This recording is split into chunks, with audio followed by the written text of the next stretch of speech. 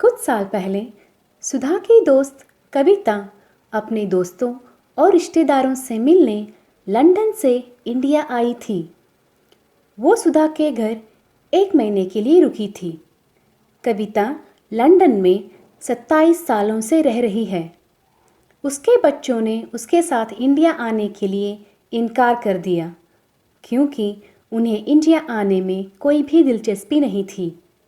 जो कि वो अकेली आई थी, उसके पास काफ़ी समय और फ्रीडम था। कविता को हमेशा से ही अपने देश से बहुत प्यार और लगाव है। कविता अपने सेहत को लेकर काफ़ी जागरूक है।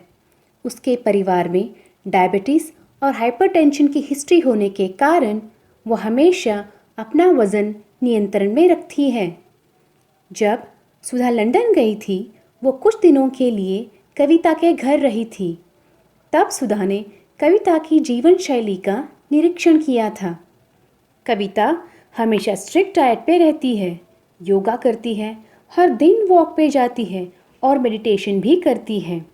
वो दिन के 3-4 घंटे अपने फिटनेस के लिए ही बिताती है।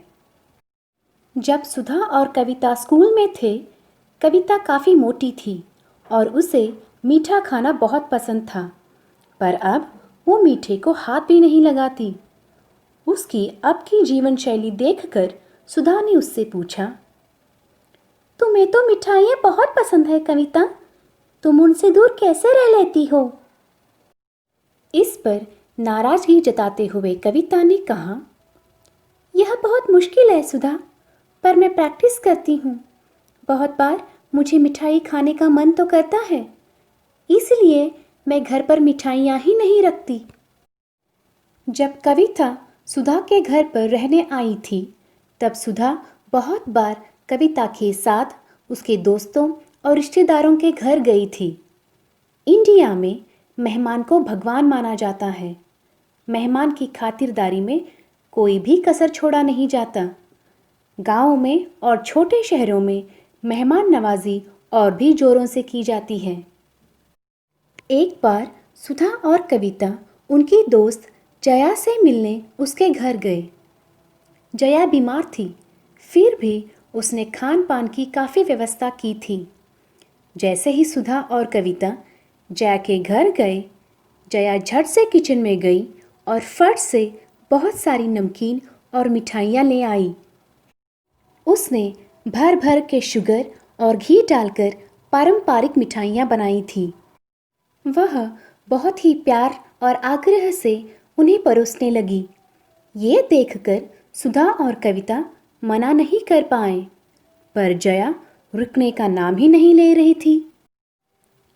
इस बात पर कविता नाराज हुई। वो अपने डाइट को लेकर चिंतित होने लगी। मिठाइयों से दूर रहना आसान तो है, पर उसे सामने देखते ही अपने आप को कंट्रोल करना काफ़ी मुश्किल। लालच और जया का आग्रह कविता पे हावी हो गया और कविता ने सारी मिठाइयाँ खा ली।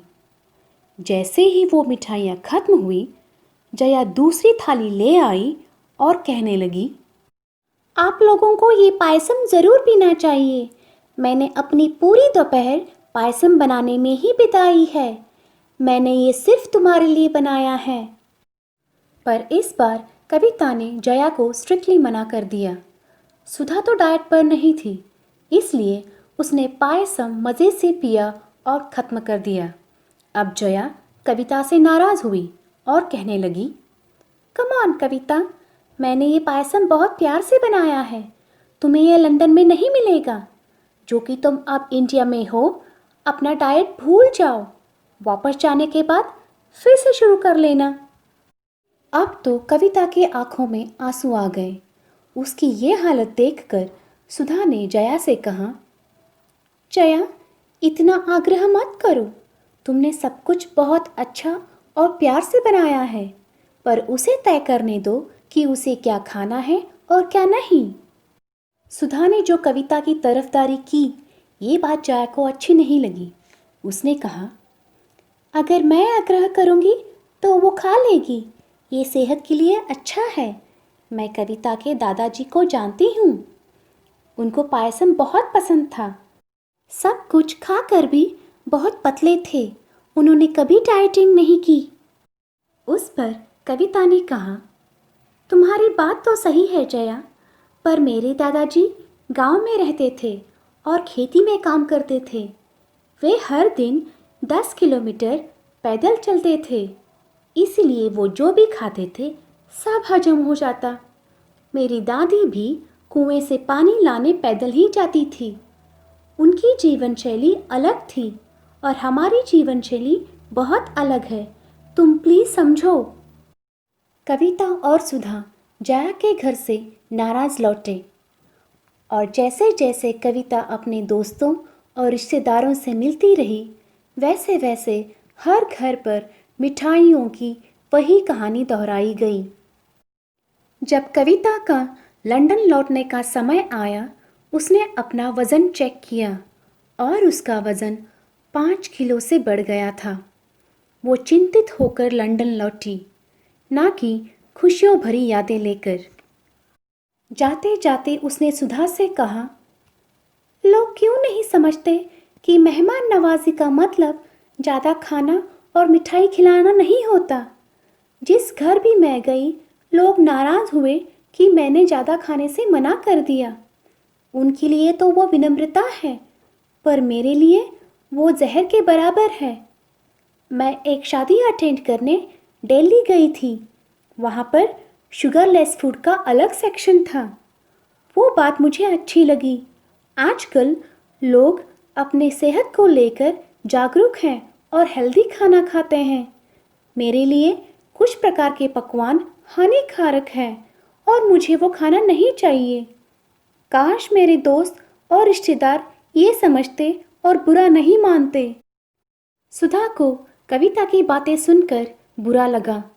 कविता ने सही कहा, मेहमान नवाजी मतलब मेहमानों को अनकंफर्टेबल किए बिना उनके खान पान का ख्याल रखना और उनके ज़रूरतों का ध्यान रखना होता है। पर शायद हम ये भूल गए हैं। हमारे लिए मेहमान नवाजी मतलब ढेर सारा पकवान बनाना और मेहमानों के थाली में परोस देना है। अगर वो इनकार करें तो हम नाराज़ हो जाते हैं और उन्हें जज करने लगते हैं।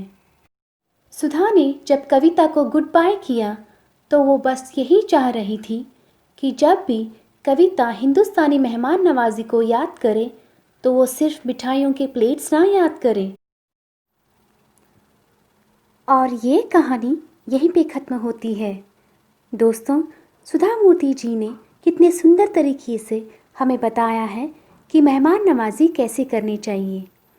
और मैं फिर आऊँगी अगले हफ्ते एक नई कहानी के साथ। तब तक के लिए शुक्रिया।